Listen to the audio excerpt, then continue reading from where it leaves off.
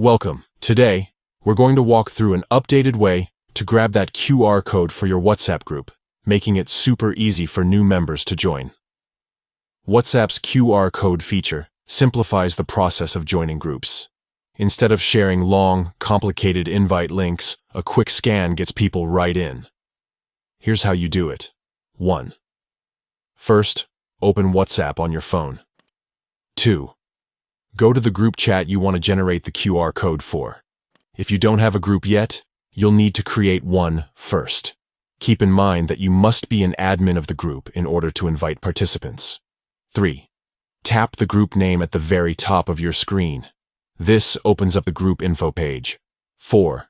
Scroll down until you see Invite to Group via link. It's usually under the Participants section. Tap on that. 5. You'll see a few options, but tap QR code. And there it is. A QR code is generated for your WhatsApp group. Now that you have the QR code, you have options for sharing it. You can show the QR code directly from your screen for people to scan immediately. Tap the share icon if you are an iPhone user and select Save Image. Alternatively, you can take a quick screenshot of the QR code and it's going to be saved to your phone's gallery. From there, you can share it via social media, email, or even print it out.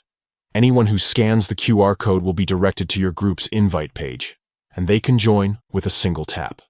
A WhatsApp group QR code is a unique QR code generated within WhatsApp that allows users to join a specific WhatsApp group by scanning the code using their smartphone's camera. Most modern smartphones can read QR codes directly from the camera app, so no additional software is required. It is also worth noting that admins can manage group settings to control who can join the group and can revoke the QR code or change group privacy settings if necessary.